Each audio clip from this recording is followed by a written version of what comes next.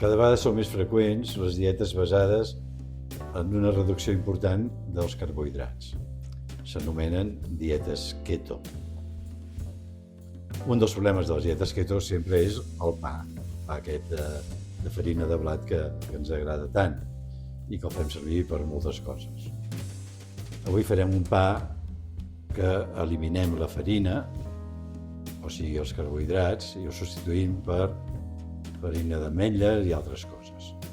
Avui farem un pa per dietes keto. Agafarem 200 grams de farina d'ametlla o ametlla mòlta, 40 grams de llavors de lli, 70 grams de psyllium.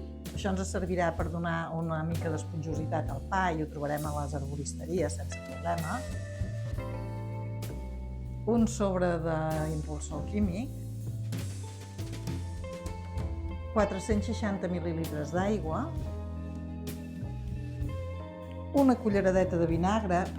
A la recepta original això hauria de ser vinagre de poma, com que jo no en tinc el posaré de romaní, i en principi el vinagre el que fa és donar-nos aquest punt àcid que té el pa tradicional.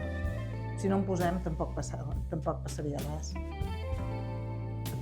I també un polsim de sal. I ara anem a començar a amassar el pa, el que serà la nostra massa de pa. Mentrestant, he engegat el forn a uns 150 graus que es vagi escalfant. He començat tirant l'ametlla mòlta i tiro ara els 70 grams de psyllium. També les llavors de lli que les he molt. Jo les he molt amb la Thermomix, però ho podríem fer amb un molinet de cafè o amb qualsevol batedora de cuina. També hi poso l'impulsor.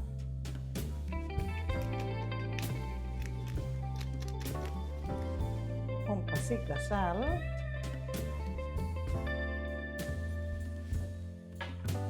La cullerada de vinagre.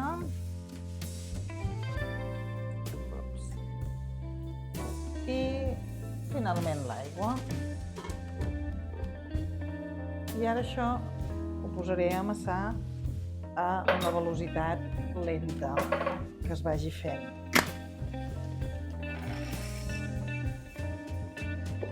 Un cop tenim tots els ingredients ben amassats, queda una massa força fàcil de treballar, el que faré serà acabar-li de donar una forma ben rodoneta i això ara ho aplano per poder-ne fer els diferents panets. Jo ho aplano així i ho tallaré en 4 trossos i cada tros en 3. És a dir, em sortiran un total d'uns 12 panets d'uns 40, entre 40 i 50 grams un cop estan cuits. Una bona mida per esmorzar. Això ho tallo. Ja veieu que és una massa que ni s'enganxa massa ni fa massa merder. I ara cada trosset d'aquests el partiré en 3. I cada una d'aquestes porcions en faré una bola rodoneta. Aquestes boles les posaré a sobre una safata del forn. Jo hi he posat paper perquè no se m'embruti ni se m'enganxi.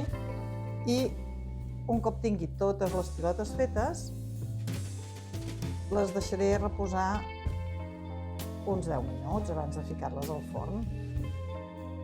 I ara que ja tinc les masses, les boles fetes, el que faré serà aplanar-les una mica, perquè ja veureu que el forn s'inflen bastant. I ara això ho deixem reposar aquests 10 minuts que us deia abans. Hem preescalfat el forn a 170 graus i es va escalfant mentre deixem que reposi la massa.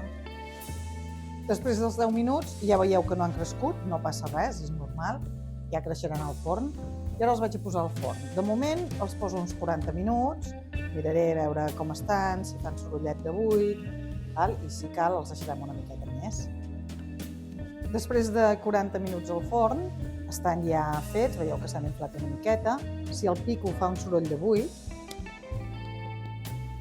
amb la qual cosa jo ja els dono per bo. Si us agraden més cuits, podeu deixar-los una miqueta més, però nosaltres els deixarem així perquè els trobem que ja estan al punt. I aquí ja podem obrir-los, omplir-los amb formatge, amb pernil, amb el que vulguem. Molt bon profit!